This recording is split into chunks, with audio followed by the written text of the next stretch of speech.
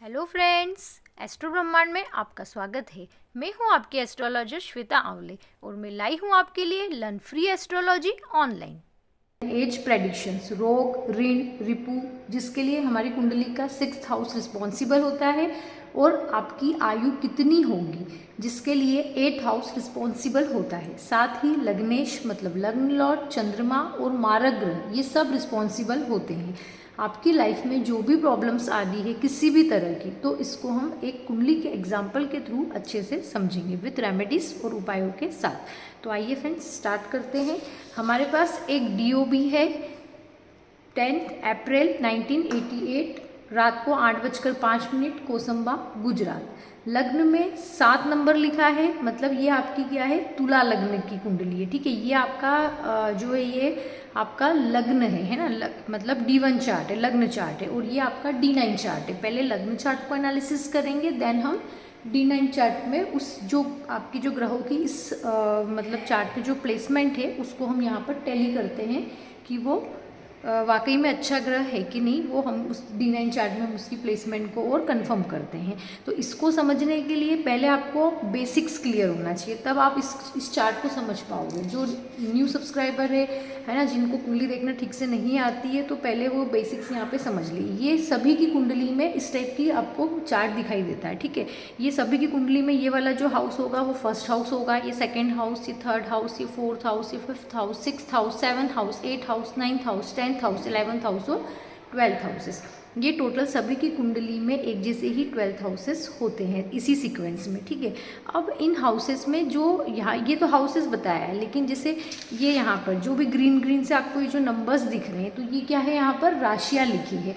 तो टोटल 12 राशियाँ होती है, आपको भी पता होगा फ्रेंड्स इतना बेसिक्स। तो जो 1 नंबर की राशि होती है वो मेष राशि कहलाती है, 2 नंबर की राशि वृषभ, 3 की मिथुन, ऐसे ही करके 12 नंबर की राशि तक आपको मीन राशि कहलाती है। ठीक है, अब 1 नंबर की राशि मतलब मेष राशि, 8 नंबर की राशि मतलब वृश्चिक राशि। तो 1 और 8 इन दोनों का जो स्वामी ग्रह होता है मंगल होता है। 2 नंबर की राशि और 7 नंबर की राशि का स्वामी ग्रह शुक्र होता है। ऐसे ही ये पूरी 12 राशियों के कौन कौन से स्वामी होते हैं उन राशियों के, वो हमने यहाँ पर लिख दिया है। 1 नंबर की राशि, 4 नंबर की राशि, 7 नंबर की राशि और 10 नंबर की राशि, ये 4 राशियाँ चर राशियाँ होती। चर राशि मतलब क्या होता है, चलायमान, जो हमेशा चलती रहती है। इसलिए कभी भी कोई ऑफिस वर्क या ऐसे कुछ कंपनी आपको मतलब स्टार्ट करनी, तो बोलते हैं कि चर मुहूर्त में आप पूजा करो। चर मुहूर्त क्या होता है, जो हमेशा वो कंटिन्यू चलती रहे, कभी भी बंद ना हो। सेकंड 2 नंबर की राशि, 5 नंबर की राशि, 8 नंबर की राशि और 11 नंबर की राशि, ये राशियाँ स्थिर स्वभाव, स्थिर राशियाँ होती है। स्थिर राशियाँ मतलब जो रुक जाए, जैसे हम बोलते हैं ना कि दिवाली पर लक्ष्मी पूजन आप स्थिर लग्न में करो, तो ऐसा क्यों बोलते हैं, क्योंकि वो राशियाँ क्या होती है, स्थिर राशियाँ होती है। 3 नंबर की राशि, 6 नंबर की राशि, 9 नंबर की राशि, 12 नंबर की राशि, ये राशियाँ कैसी होती है, द्विस्वभाव, मतलब चलती है रुकती है, दोनों ही उसमें क्वालिटीज़ होती है, चर और स्थिर की, इसलिए इनको बोलते हैं द्विस्वभाव राशियाँ। तो ये आपके बेसिक्स थे। अब हम आ जाते हैं हमारे वापस से कुंडली के चार्ट पर, इसको समझते हैं। देखिए यहाँ पर 7 नंबर लिखा है। 7 नंबर मतलब क्या होता है, 7 नंबर मतलब तुला राशि। तुला राशि का स्वामी कौन होता है, शुक्र होता है। तो ये तुला लग्न की कुंडली है। ठीक है, उसमें जो चंद्रमा है 10 नंबर की राशि मतलब मकर राशि में यहाँ पर चंद्रमा है, और मकर राशि का स्वामी यहाँ पर कौन बनता है, शनि बनता है। देखिए अब इनको गुरु की महादशा चल रही है अभी की कंडीशन में, और साथ ही में इनको अभी शनि की 7.5 चल रही है। ठीक है, अब इस चीज़ को समझिए आप, इस चार्ट से समझिए। देखिए ट्रांजिट का चार्ट जब तक आप नहीं समझेंगे तब तक आपको क्लियर नहीं होगा कि कैसे। देखिए ट्रांजिट क्या होता है, चंद्रमा जिस राशि में होता है उसको लग्न मान के और बाकी की राशियाँ हम उसमें प्लेस कर देते हैं। चंद्रमा इनकी 10 नंबर की राशि में, मकर राशि में, तो 10 नंबर को यहाँ से स्टार्ट करेंगे, 10, 11, 12 ऐसे करके हमने लिख दिया। और अभी मतलब 8 प्रेजेंट में शनि जो है वो कुंभ राशि में है, राहु जो है मीन राशि में है ना, वृषभ राशि में गुरु, मंगल और चंद्रमा है ना, कर्क राशि में शुक्र और सूर्य विराजमान है, और सिंह राशि में बुध है, और 6 नंबर की कन्या राशि में केतु है। ऐसे ही हमने सारे ग्रहों को यहाँ पर प्लेस कर दिया। तो ये हमारा बन गया गोचर मतलब ट्रांजिट का चार्ट तैयार हो गया। अब इसमें आप देखो अब मैं क्या बोल रही हूँ कि इनको अभी गुरु की महादशा चल रही है, ठीक है, और शनि की 7.5 चल रही है। 7.5 कैसे चल रही है, हमको कैसे पता है इनको शनि की 7.5 चल रही है? शनि जब भी ट्रांजिट करता हुआ इस हाउस में, इसको 12th हाउस बोलते हैं ना, चंद्र राशि के अकॉर्डिंग, इस हाउस में आए, इस हाउस में आए या इस हाउस में आए, इन तीनों हाउसेस में 2.5 साल, इस घर में 2.5 साल, इस घर में 2.5 साल, इस घर में, तो टोटल ये कितना टाइम पीरियड हो गया? 7.5 साल का हो गया। तो इस ऐसी कंडीशन में हम क्या बोलते हैं कि इनको शनि की 7.5 चल रही है। जो 5 साल की जो 7.5 थी वो कंप्लीट हो चुकी है, और ये जो शनि कुंभ राशि में जो 2025 समथिंग तक इनको 7.5 और रहेगी, और 2025 की मार्च में ये 7.5 इनको ख़त्म हो जाएगी। तो अभी ये जो शनि है ये आखिरी चरण में है, इनके किस में है? अंतिम चरण में है, ठीक है। और यहाँ बैठा जो शनि है वो अफेक्ट दे रहा है 4th हाउस को। शनि की 3 दृष्टियाँ होती है, तीसरी दृष्टि, 7वीं दृष्टि और 10वीं दृष्टि। तो ये 4th हाउस को अफेक्ट कर रहा है, 8th हाउस को अफेक्ट कर रहा है और 11th हाउस को अफेक्ट कर रहा है। यहाँ बैठा गुरु 9th हाउस को अफेक्ट कर रहा है, ये 9th हाउस है, ये 11th हाउस को अफेक्ट कर रहा है, ये 11th हाउस है, और ये 1st हाउस को अफेक्ट कर रहा है, ये 1st हाउस है, ठीक है। अब राहु जो है यहाँ बैठा, राहु जो है वो 7th हाउस को अफेक्ट कर रहा है, 9th हाउस को अफेक्ट कर रहा है और 11th हाउस को अफेक्ट कर रहा है। ये चीज़ आपने समझ ली। अब देखिए शनि अभी मतलब एट प्रेजेंट में अभी इनकी सर्जरी हुई थी, तो और वो भी हार्ट अटैक के अकॉर्डिंग, मतलब उससे रिलेटेड। तो क्यों हुई, मतलब उसका रीज़न क्या है, हम अभी उसको यहाँ पे एक्सप्लेन करते हैं। इसको समझिए, शनि जो है यहाँ पर देखिए ट्रांजिट करता हुआ यहाँ पर शनि विराजमान है अभी 2nd हाउस में, जो तीसरी दृष्टि अपनी 4th हाउस को दे रहा है। 4th हाउस क्या है यहाँ पे? आपकी छाती का, चेस्ट का, फेफड़ों का, उसका कहलाता है, ठीक है। आपके मकान, भूमि, वाहन, ये सब आपके 4th हाउस में, माता, ये सब आपके 4th हाउस में आते हैं, ठीक है। अब जब 4th हाउस में इसने, जब शनि ने यहाँ पर देखा, ठीक है, दृष्टि दी, तो यहाँ पर क्या हुआ, उसके बाद फिर गुरु की इनको महादशा चालू हुई है। अब इस चीज़ को भी समझिए, देखिए अभी इनको यहाँ पर गुरु की महादशा चालू हुई है ना। गुरु क्या है? 6th house. 6th हाउस देखिए, किसी की भी पत्रिका में ये वाला जो हाउस होता है वो होता है आपके रोग, ऋण, रिपू का हाउस है ना। इस हाउस से आपको ऋण के बारे में पता चलता है, आपकी सर्विस के बारे में पता चलता है, आपके शत्रु कितने होंगे, कैसे होंगे वो पता चलता है, और आपकी बीमारी के बारे में पता चलता है। अब यहाँ पर 12 नंबर लिखा है, 12 नंबर मतलब मीन राशि। तो मीन राशि का स्वामी कौन बनता है? गुरु बनता है। तो गुरु यहाँ पर क्या हो गया? गुरु आपके 6th हाउस का लॉर्ड होके 7th हाउस में प्लेस है, और मेष राशि में प्लेस है, जो कि मंगल की राशि है। अब मंगल देखिए, मंगल कौन है यहाँ पर? मंगल यहाँ पर देखा जाए तो 4th हाउस में उच्च का है, रोचक महायोग का निर्माण कर रहा है, और चंद्रमा के साथ बैठा है तो लक्ष्मी नारायण योग का भी निर्माण कर रहा है। लेकिन ये पापकर्तरी योग में है। शनि और राहु ने इस मंगल को दोनों साइड से घेर के रखा है, चलो वो भी ठीक है। और मंगल जो है वो अपने आप में ही यहाँ पर मारक ग्रह है। क्यों है मारक ग्रह? क्योंकि हर लग्न के लिए अलग अलग मारक और योग कारक ग्रह होते हैं। इस तुला लग्न के लिए देखिए, हर कोई सा भी लग्न हो, उसका जो 2nd हाउस का लॉर्ड और 7th हाउस का लॉर्ड, ये आपका मारक ग्रह होता है। अब यहाँ पर 2nd हाउस 8 नंबर मतलब वृश्चिक राशि, उसका स्वामी मंगल है। 1 नंबर मतलब मेष राशि, उसका भी स्वामी यहाँ पर कौन बन रहा है? मंगल बन रहा है। तो यहाँ पर क्या हो गया कि मंगल जो है वो इस तुला लग्न के लिए क्या है? मारक ग्रह है, और मारक ग्रह होकर वो उच्च का हो गया, केंद्र में उच्च का हो गया। चलो ये हाउस अच्छा है जिसमें वो उच्च का हुआ, लेकिन ग्रह तो मारक है ना वो, और फिर चंद्रमा के साथ में है, तो लक्ष्मी नारायण का योग तो कर रहा है, लेकिन ये मतलब घर अच्छा है, लेकिन ये ग्रह बुरा है ये, क्योंकि मारक ग्रह है, और ये 4th हाउस में बैठ गया। 4th हाउस मैंने अभी क्या बताया, अपनी छाती, फेफड़े, इन सब चीज़ों का होता है। तो इसलिए इनको हार्ट से रिलेटेड प्रॉब्लम हुई, और ये प्रॉब्लम इनको इसी टाइम पीरियड में क्यों हुई? क्योंकि देखिए गुरु की इनको महादशा चालू हुई। कब चालू हुई? 19 अप्रैल 2024 से इनको गुरु की महादशा चालू हुई है, जो कि 19 अप्रैल 2040 तक 16 वर्षों के लिए रहने वाली है। अब ये बहुत लंबा टाइम पीरियड है। अब इसमें समझिए कि इसी टाइम पीरियड में क्यों हुआ। गुरु में अभी इनको गुरु की ही अंतर्दशा चल रही है। अब उसमें इस चीज़ को समझिए, शनि की 7.5 चल रही है, वो मैंने आपको भी बताया, उसका इफेक्ट भी 4th हाउस पे पड़ रहा है, 7.5 का भी, ठीक है। अब यहाँ पर क्या हुआ कि शनि वक्री हो गया। अब शनि वक्री कैसे हो गया? यहाँ पर 4 महीने के लिए वक्री हुआ है। यहाँ पर शनि वक्री मतलब क्या होता है कि कोई भी ग्रह अपनी गति से थोड़ी अपनी गति को धीमा कर दे, हमको ऐसा लगता है कि वो ग्रह रुक गए, मतलब उसकी जो मूवमेंट है वो ग्रह वहीं पे रुक गया है, हमको ऐसा प्रतीत होता है पृथ्वी से, है ना, तो हम बोलते हैं कि वो वक्री हो गया, उल्टा चलने लग गया, जबकि ऐसा नहीं होता है।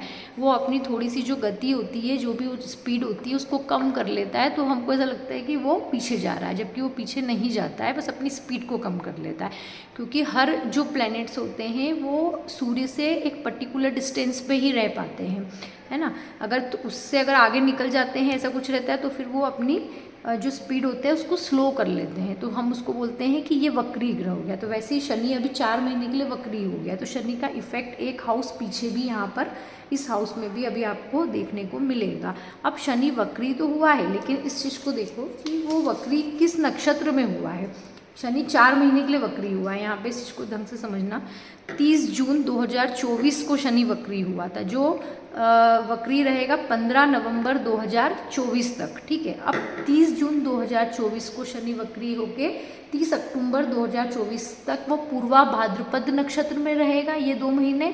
और आने वाले 2 महीने में फिर आने वाला जो 30 अक्टूबर 2024 से 3 महीने ये पूर्वा भाद्रपद नक्षत्र में रहेगा, और फिर जुलाई, अगस्त, सितंबर, अक्टूबर, है ना, ये जून में हुआ था, तो जुलाई पूरा, अगस्त, सितंबर और अक्टूबर, और फिर उसके बाद जो 30 अक्टूबर से लेकर 15 नवंबर के बीच में, मतलब ये 15 दिन, 3.5 महीने ये क्या रहेगा, इसमें पूर्वा भाद्रपद नक्षत्र में रहेगा, जो गुरु का नक्षत्र है। और 30 अक्टूबर से 15 नवंबर के बीच में शतभिषा नक्षत्र में रहेगा, और शतभिषा नक्षत्र राहु का नक्षत्र है। तो पूर्वा भाद्रपद नक्षत्र गुरु का है, और गुरु मैंने क्या बताया, गुरु इनके 6th हाउस, बीमारी के घर का जो है उसका स्वामी है। ऊपर से महादशा भी किसकी चल रही है, गुरु की ही चल रही है ना। और जो शनि है वो भी गुरु के नक्षत्र में ही आ गया है, वक्री हो गए, ठीक है, ये चीज़ समझ में आई। उसके बाद फिर मंगल जो है वो भी 4th हाउस में जाके बैठा हुआ है, और मतलब वहीं पर मारक ग्रह बैठा है, तो उस हाउस के रिगार्डिंग इनको प्रॉब्लम आई, सर्जरी हुई इनकी अटैक को लेकर, और अब ये ठीक है। तो ये क्यों हुई अचानक, उसका भी मैंने आपको एक्सप्लेन किया, लेकिन ये आगे ना हो, है ना, हम इसको मतलब कैसे इसको कंट्रोल कर सकते हैं। देखिए, सबसे पहली चीज़, इस चीज़ को आप समझिए, आपको इस लाइफ में, है ना, इस लाइफ में आपको किसी भी हाउस से रिलेटेड प्रॉब्लम हो, चाहे वो संतान से रिलेटेड हो, चाहे वो शिक्षा से रिलेटेड हो, चाहे वो पेरेंट्स से रिलेटेड हो, या फाइनेंशियली प्रॉब्लम हो, आपके भाग्य से रिलेटेड हो, हेल्थ से रिलेटेड, आयु से रिलेटेड, या पत्नी से रिलेटेड, किसी भी चीज़ से अगर रिलेटेड अगर आपको कोई प्रॉब्लम है, मतलब पिछले आपके जो आपका पिछला जन्म था, पूर्व जन्म के आपके कुछ टैक्सेस या आपके कुछ कर्ज मान लीजिए कि जो बाकी है, जो आपको इस जन्म में पे करना है, ठीक है, इसलिए उस हाउस के रिगार्डिंग आपको प्रॉब्लम्स आई है, ठीक। अब अगर आप जैसे ये 6th हाउस हमारा किसका हाउस होता है, 6th हाउस हमारी सर्विस का हाउस है, हमारी सेवा का हाउस है। अगर आप यहाँ पे फ्री सर्विस किसी को देना चालू कर दें, है ना, मतलब बोलते ना निस्वार्थ भाव से हम अगर सेवा किसी की, जैसे कोई गरीब है हमने उसकी सेवा कर दी, कोई अपंग है चल नहीं सकता है, कोई शरीर से परेशान है हमने उसकी सेवा कर दी, मतलब कोई बुजुर्ग की सेवा कर दी। बुजुर्ग की सेवा सबसे बेस्ट चीज़ है ना, क्योंकि गुरु उसी से मतलब ज़्यादा शांत होता है। तो अगर हम ऐसा कुछ करेंगे, एक हम सेवा भाव हमारे अंदर लेके आ जाए, और अगर हम इस भाव को एक्टिवेट कर लेंगे, जो अभी गुरु की महादशा में क्या हो गया है, 6th हाउस एक्टिवेट हो गया। अगर हमारे अंदर सेवा भाव और ये सारी चीज़ नहीं है, तो ये हमारी जो बीमारी है उसको उसने क्या कर दिया, एक्टिवेट कर दिया। तो अगर आप इधर कंट्रोल कर दोगे, पर आपको डिसिप्लिन में रह के करना है, ऐसा नहीं 1 दिन करा 10 दिन गायब, ऐसा नहीं, पूरा अगर आप डिसिप्लिन में रहकर एक नियम बनाकर, अगर आपने रोज़ सोचा है कि मैं रोज़ मंदिर जाके वहाँ पे झाड़ू लगा के आ जाऊँगा, या फिर मैंने कुछ भी मतलब जो भी आपको जो भी आपके अकॉर्डिंग सही लगे, वैसा आपको रोज़ किसी भी ज़रूरतमंद की आपको यहाँ पर सेवा करनी है। अगर आपने ये भाव लेके आ गए, तो आप कभी भी लाइफ में बीमार नहीं पड़ोगे, ये तय है, अगर आपने इसको कंट्रोल कर लिया तो। ये इसका पहला उपाय हो गया, ठीक है। अब इस चीज़ को समझिए, यहाँ पे मंगल और गुरु का क्या बन रहा है, कॉम्बिनेशन बन रहा है। कैसे बन रहा है, मंगल जो है वो चौथी दृष्टि से यहाँ पे गुरु को देख रहा है, 1 2 3 4, और मंगल क्या है, मारक ग्रह है। मारक ग्रह का कॉम्बिनेशन किससे बन रहा है, बीमारी के घर से बन रहा है।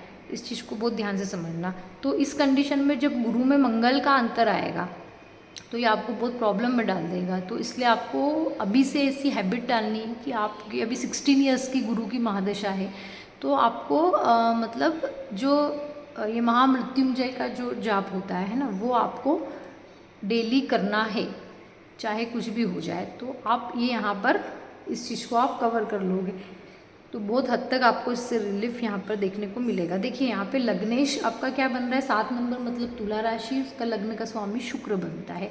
और हम अष्टम भाव को देखते हैं, ये 8th हाउस है, 8th हाउस में वृषभ राशि, इसका स्वामी भी शुक्र बनता है। तो हम खुद उठे और उठ के हम कहाँ बैठ गए, 8th हाउस में बैठ गए, जो मृत्यु का हाउस है ना। तो ये यहाँ पर इसकी प्लेसमेंट अच्छी नहीं मानी जाती है, पर यहाँ पे चूंकि ये शुक्र जो है वो स्वराशि का बैठा है, तो इसलिए ठीक है। जब कभी भी मतलब ऐसा मतलब ऐसे, और इस पर कोई पाप प्रभाव नहीं है, खैर किसी भी ऐसा मेलेफिक प्लेनेट का इफेक्ट्स नहीं है। तो ऐसी कंडीशन में क्या है कि ऐसे इंसान की मतलब जब भी ऐसे डेथ या ऐसे कुछ होती है ना, तो बहुत मतलब पारिवारिक ऐसे माहौल में होती है, मतलब वो ऐसे परेशान होके ऐसे नहीं होती, सडन हो जाती है, तो थोड़ा सा वो चीज़ रहती है। और हम देख रहे हैं कि जो शुक्र है वो 2 नंबर की राशि, मतलब 2 नंबर की राशि क्या होती है, स्थिर राशि है। स्थिर राशि मतलब एज रुक गई, यहाँ पर हमने अभी ये समझा, लेकिन हम इसकी प्लेसमेंट को अब हम यहाँ पे देखेंगे नवमांश कुंडली में। अब ये नवमांश कुंडली में हमने देखा कि शुक्र कौन सी राशि में, शुक्र है यहाँ पे 1 नंबर की राशि। 1 नंबर की राशि क्या होती है, मेष राशि होती है। मेष राशि कैसी राशि होती है, चर राशि होती है। तो ये यहाँ पे स्थिर राशि में है और ये यहाँ पर किसी राशि में है, चर राशि में। तो ये इनकी एज क्या हो गई, मिडिल एज होगी, ना अल्पायु में कहलाएगी वो और ना ही वो दीर्घायु में कहलाएगी, इनकी मिडिल एज कहलाएगी, है ना। मिडिल एज कैसी होती है, 30 से 60 के अराउंड की जो एज होती है उसको मिडिल एज होती है, लेकिन ये अपर मिडिल एज है। मतलब ये मान के चलो कि आप मतलब 60 समथिंग, 50 से 60 समथिंग आप इसको मान के चलो, मतलब इतनी तो डेफिनेटली होगी ही एज, ठीक है। अभी अब हम इसको थोड़ा सा क्लियर करते हैं।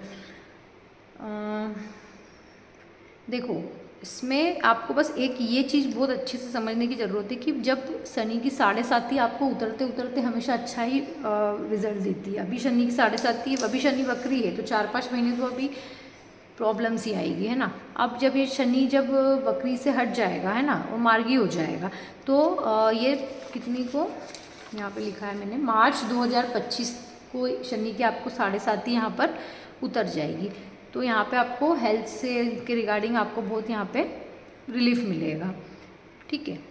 आपको देखो कोई भी कुंडली है, कुछ भी है, आपको बस ये चीज़ समझना है कि आपको प्रॉब्लम्स क्या है और किस हाउस से रिलेटेड है। तो अगर आप उस हाउस को एक्टिवेट कर लेंगे तो आप जो आपकी प्रॉब्लम्स है उसको आप क्लियर कर लोगे।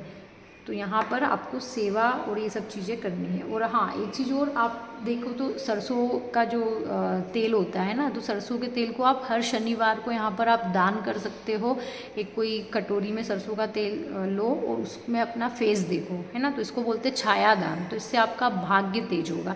यहाँ पर क्योंकि हम देख रहे हैं चूँकि इनका जो खुद का जो कमाया हुआ पैसा है वो ये वाला हाउस होता है, ठीक है। और जो हमको वसीयत में, जो हमको पूर्वजों से, उनसे जो पैसा मिलता है वो हमारा 8th हाउस होता है।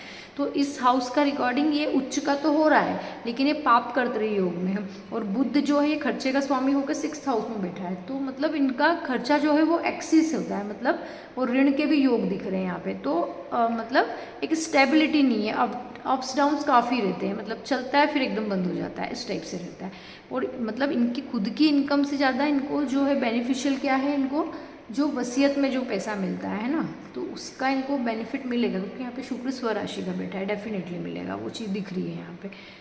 और बस आपको यहाँ पे यही चीज़ है कि मेन हेल्थ इज़ एवरीथिंग। तो सबसे पहली चीज़ यही है कि आपको हेल्थ का ध्यान रखना है, आपको सेवा भाव रखना है यहाँ पे, दैट्स इट। तो ये था हमारा आज का कुंडली विश्लेषण। अगर आपको मेरा वीडियो पसंद आया हो तो please like, share and subscribe करें और मुझे कमेंट्स करें, और मैं न्यू वीडियो लेके बहुत जल्द लेके आऊँगी। Thank you so much for watching.